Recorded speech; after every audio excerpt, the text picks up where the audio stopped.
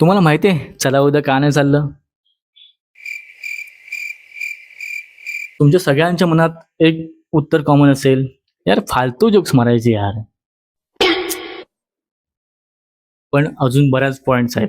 चला मी सांगतो.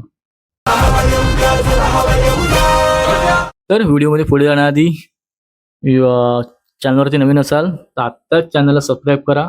आपण दमदार कॉन्टेंट घेऊन येतो आणि अजून बरेच चांगल्या प्रतीचा कॉन्टेंट तुम्हाला देण्याचा प्रयत्न चालू आहे आणि करेन. सो आत्ताच चॅनलला सबस्क्राईब करायला विसरू नका. झालं असं, चला हवं उद्या हा एक चांगला कार्यक्रम, चांगले कलाकार, उत्तम कलाकार, काहीच बोलणं नाही त्याच्याबद्दल. पण झालं असं ना, अनफॉर्च्युनेटली सातत्य टुवर्ड्स टुवर्ड्स ह्युमर्स हे एका पॉइंटला ना बोर करतं. म्हणजे तुम्ही तेच जोक मारतायत, तेच विनोद, तेच कॅरेक्टर घेऊन जर मराठी प्रेक्षकांसमोर आलात तर एका पॉइंटला ते सहन करतील. बट तुम्ही अति केलात तर ते ते डोक्यावर नाही बसवत, ते लोक खाली टाकतात. सो असंच झालं चवला हवा बद्दल. तेच तोचपणा आला. जसं सगळ्यांचं म्हणणं त्याचं की तोचपणा आला. तेच जोक्स, भाऊ कदमचे, तेच कुशल बुद्रुक, तेच कॅरेक्टर, नवीन काहीच नव्हतंच. आणि तोच फेक बॅकग्राऊंडला हसण्याचा आवाज. याच्यामुळे ना लोक कंटाळले. आणि त्याच वेळेला पिक्चरमध्ये आली महाराष्ट्राची हास्य जत्रा.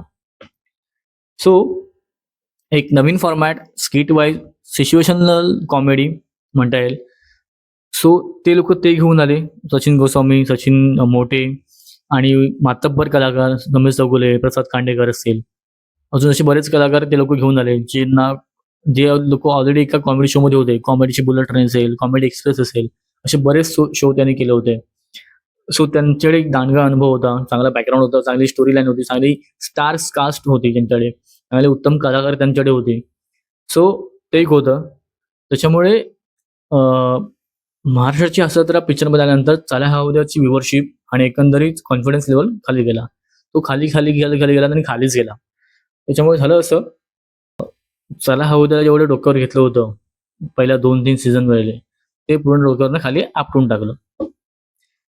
तर ह्याची बरीच कारणं आहेत. एक म्हणजे एक झालं, याचं काही कारण आहेत. सेकंड कारण म्हणजे कॅरेक्टर्स.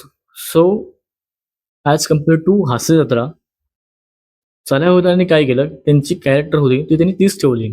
तोच कुशल बद्रिके, तोच भाऊ कदम, तोच श्रेया बुगडे, तोच सागर कारंडे आणि कलाकार भार गणेश बुरे, अशी तीच कॅरेक्टर ठेवली, तेच माणसं ठेवली आणि पुढे शो चालू ठेवला.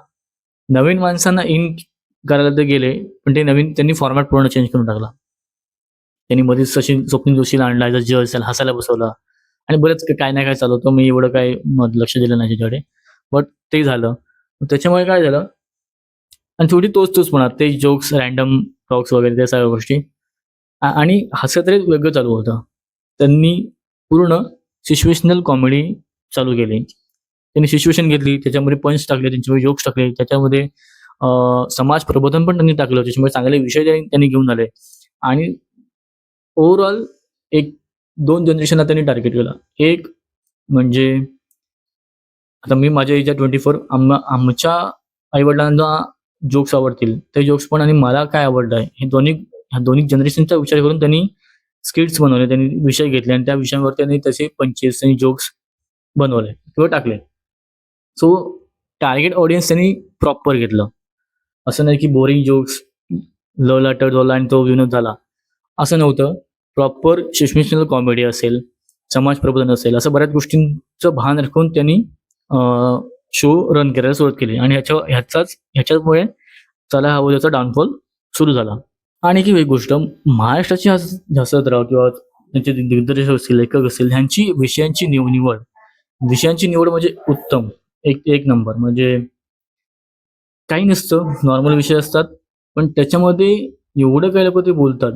त्यांचं लेखन असेल, त्यांचं सादरीकरण असेल, एकंदरीत लाजवाब. त्याच्यामुळे जास्त प्रेक्षक वर्ग, मराठी प्रेक्षक वर्ग, ज्याला अभिनय करतो, ज्याला कॉमेडी करतो, ज्याला फक्त एंटरटेन व्हायचंय, तो हास्यजत्रेकडे वळला. हेच काही पॉईंट, तेचपणा असेल, कॅरेक्टर नवीन निवडणं नसेल किंवा नवीन लोक घेऊन येणं नसेल, फॉर्मॅट तोच असणं, तेच गोष्टी आणि परत विषय निवडणं, समाजप्रबोधनाचा विचार न करणं किंवा काही गोष्टींना निग्लेक्ट करणं, कॅज्युअली घेणं, अशा सगळ्या गोष्टींमुळे चला हा उद्या शटडाऊन झालं किंवा चला उद्या बंद पडलं. त्यांनी गॅप घेतला 3-2 वर्ष आणि परत सुरू केलंय.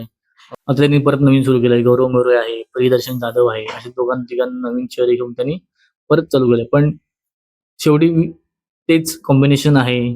त्याच्यामुळे लोकांना तेवढंसं आवडत नाही. लोकं बघतायत पण व्ह्यूवरशिप ॲज कंपेअर टू हास्य जरा कमीच आहे. तर तुम्हाला काय वाटतं?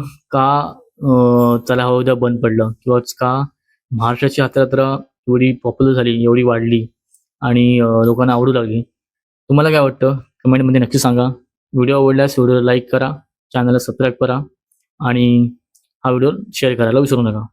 Thank you. Your well signing off.